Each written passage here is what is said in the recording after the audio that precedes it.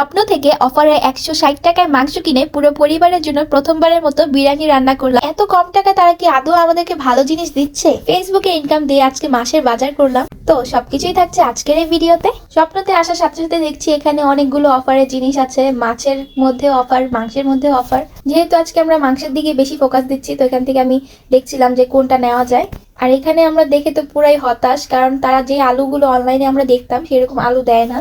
তো এই যে আমি আঙ্কেলকে বলছিলাম যে আমাদেরকে প্যাকেট করে দিতে, কিন্তু এই অফারটার কারণে দেখা গেছে যারা সারা বছরেও মাংস খেতে পারতো না কোরবানি ছাড়া, তারাও খেতে পারবে। মাংসের দোকানে গিয়ে তো আর 100 টাকা বা 200 টাকার মাংস চাওয়া যায় না, আমাদেরকে প্যাকেট করে দিয়ে দিয়েছে।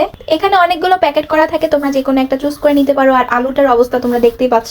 পাশাপাশি আমরা এখানে মুরগিও দেখছিলাম, শেয়ারকে দেখাচ্ছি দেখো মুরগি। ও বলছে এগুলো তো চিকেন, আসলে মুরগি চিকেন যে একই জিনিস ও এটা বুঝতেই পারেনি। তো মাসের অনেকগুলো বাজার আমি এখানে করে নিয়েছি। তো এখন আমি বিল করব।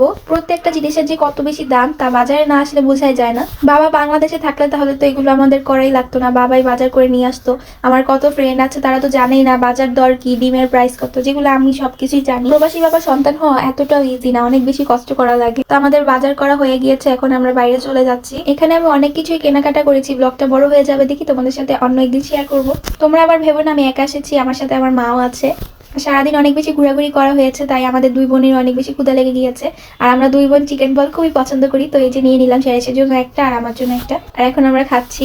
যারা মিরপুরের মধ্যে থাকো তারা হয়তো এই প্লেসটা চিনেই ফেলেছো আমরা কোথায় আছি এখন। তো আমরা বাসা চলে এসেছি। আর দেখো আমাদের বাসায় কিন্তু অলরেডি গরুর মাংস আছে, বাট তোমাদেরকে ভিডিওতে দেখানোর জন্য আমরা এই অফারের মাংসটা নিয়ে আসলাম। আর দুইটা গরুর মাংসের মধ্যে কালারের পার্থক্যটা তো তোমরা দেখতেই পাচ্ছ। তো এখানে কিছু কিছু মাংস একটু বড় পিস আছে, তো এগুলাকে আমি কাট করে নিব। আর পাশেই দেখতে পাচ্ছ নতুন আলু নিয়ে। আর নতুন আলুর বিরিয়ানি যে কত বেশি মজা, যারা এখনো ট্রাই করেনি অবশ্যই করবা।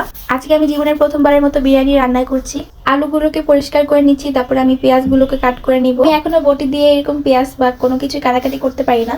আমার আম্মু বলে আমার নাকি শিখা উচিত। আমার কাছে মনে হয় চপিং বোর্ড দিয়ে অনেক বেশি ইজি। আর পেঁয়াজ কাটতে কাটতে আমি কান্নাও করে দিয়েছি। রান্না বান্না করা যে কত বেশি কষ্টকর, তাই আমাদের সবসময় উচিত আমাদের মাকে অ্যাপ্রিসিয়েট করা। তারা অনেক বেশি কষ্ট করে আমাদের জন্য। পাশাপাশি আমি মাংসটাকে ধুয়ে নিচ্ছি। আর দেখো কত কম মাংস, তাই আমার বাসায় কিন্তু অলরেডি গরুর মাংস ছিল, আমি চাইলেই অ্যাড করতে পারতাম। এই ভিডিওটা বানানোর মূল উদ্দেশ্যই তো এটা, যে এতটুকু মাংস দিয়ে আমরা তিনজন খেতে পারি কিনা, আমরা যেন পেট ভরে খেতে পারি। তাই আলু আর রাইসটা বাড়িয়ে দিয়েছি। আজকে নিজ হাতে নিজের পছন্দের খাবার বিরিয়ানি রান্না করেছি। দেখো ধোয়া উঠছে, আমার তো আর তর্স হচ্ছে না, আমি কখন খাবো। সবার জন্য প্লেটে সার্ভ করে নিচ্ছি। আর আমার ছোট্ট বোন দেখো কত বেশি খুশি, এত কিউট করে কথা বলছিল, মাশাআল্লাহ। শারিশ কেমন লাগতেছে তোমার? ধোয়া উঠতেছে। কেমন বিরিয়ানিটা? কেমন বলো? অনেক মজা। বলো অনেক মজা লাগতেছে। আমি নিজেও একটু খাচ্ছি আর শেরিশকেও খাইয়ে দিচ্ছি। আজকের রান্নাটা অসাধারণ হয়েছে। তো স্বপ্নের অফারের গরুর মাংস দিয়ে আজকে বিরিয়ানি রান্না করলাম, আমার কাছে ভালোই লেগেছে। আজকের ভিডিওটা ভালো লাগলে অবশ্যই পেজটাকে ফলো করে দিবা।